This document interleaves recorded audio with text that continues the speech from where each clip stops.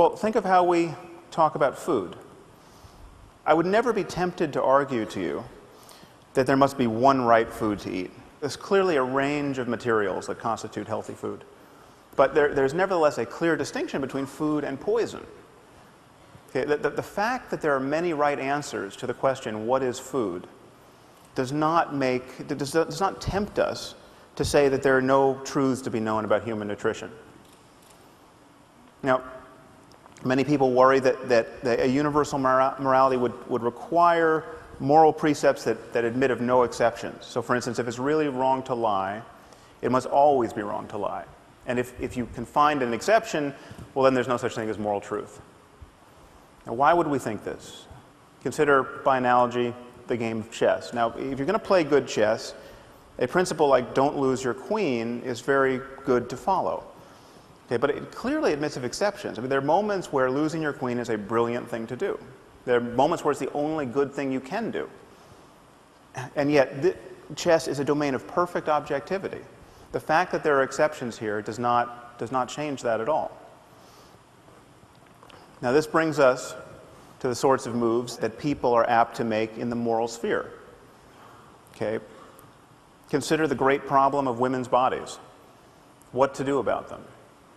Well, this is one thing you can do about them. You can cover them up. Now, it is the position, generally speaking, of our intellectual community that, while we might not like this, we might think of this as wrong in Boston or Palo Alto.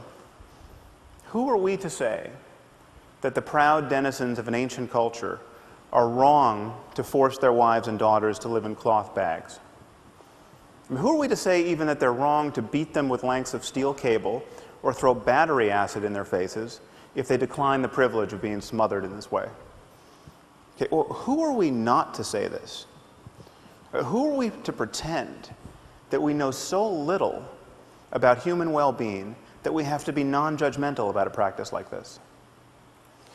I'm not talking about voluntary wearing of a veil. I mean, women should be able to wear whatever they want, as far as I'm concerned. But what does voluntary mean in a community where, when a girl gets raped, her father's first impulse, rather often, is to murder her out of shame?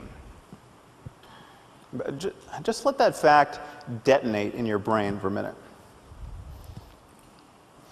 Your daughter gets raped, and what you want to do is kill her.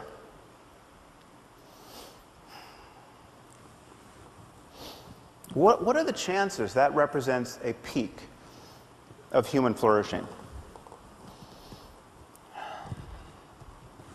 Now, to say this is not to say that we have got the perfect solution in our own society. I mean, for instance, this is what it's like to go to a newsstand almost anywhere in the civilized world. Now, granted, for many men, it may require a degree in philosophy to see something wrong with these images. But if we are in a reflective mood, we can ask, is this the perfect expression of psychological balance with respect to variables like youth and beauty in women's bodies? I mean, is this the optimal environment in which to raise our children? Probably not. Okay, so perhaps there's some place on the spectrum between these two extremes that represents a place of better balance. Okay?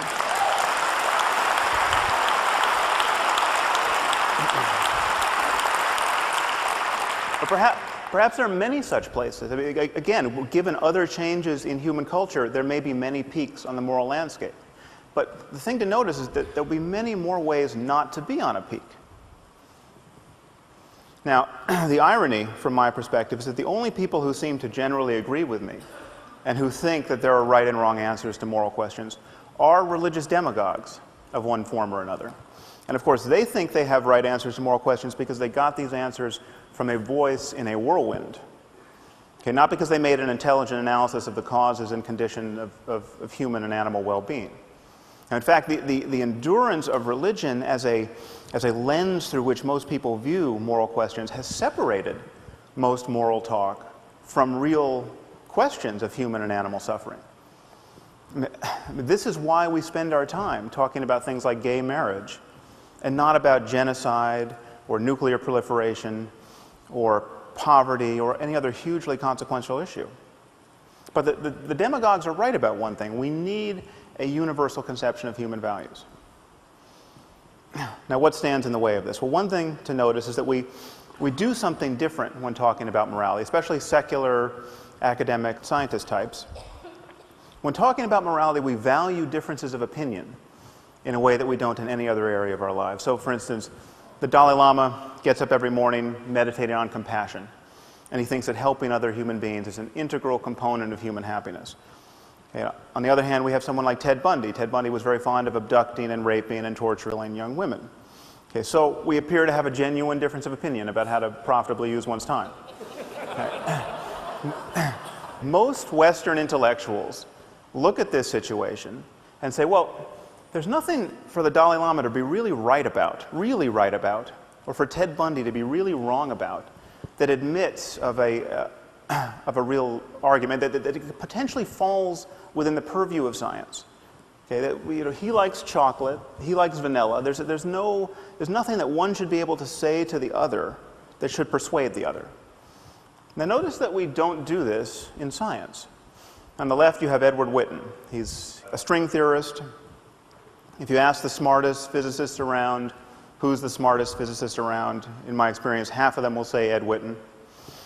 The other half will tell you they don't like the question.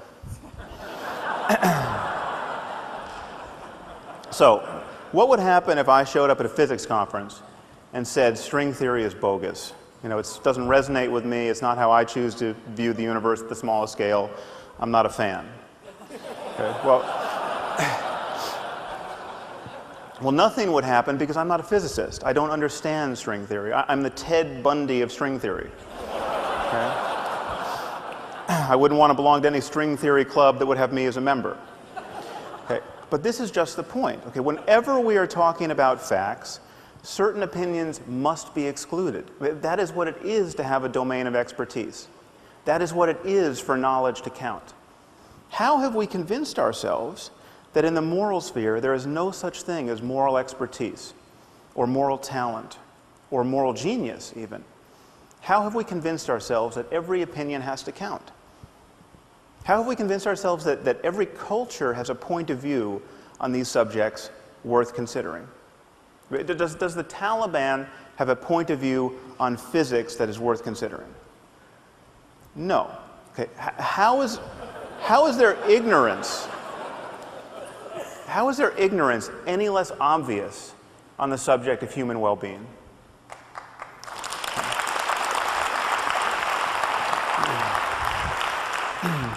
So this, I think, is what the world needs now.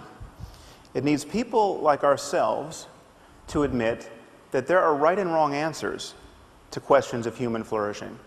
And morality relates to that domain of facts. It is possible for individuals, and even for whole cultures, to care about the wrong things. Which is to say, it's possible for them to have beliefs and desires that reliably lead to needless human suffering. Just admitting this will transform our discourse about morality. Okay, we live in a world in which the boundaries between nations mean less and less, and they will one day mean nothing. We live in a world filled with destructive technology, and this technology cannot be uninvented. It will always be easier to break things than to fix them. Okay, it seems to me, therefore, patently obvious that we can no more respect and tolerate vast differences in notions of human well-being than we can respect or tolerate vast differences in the notions about how disease spreads, or in the safety standards of buildings and airplanes. We simply must converge on the answers we give to the most important questions in human life. And to do that, we have to admit that these questions have answers. Thank you very much.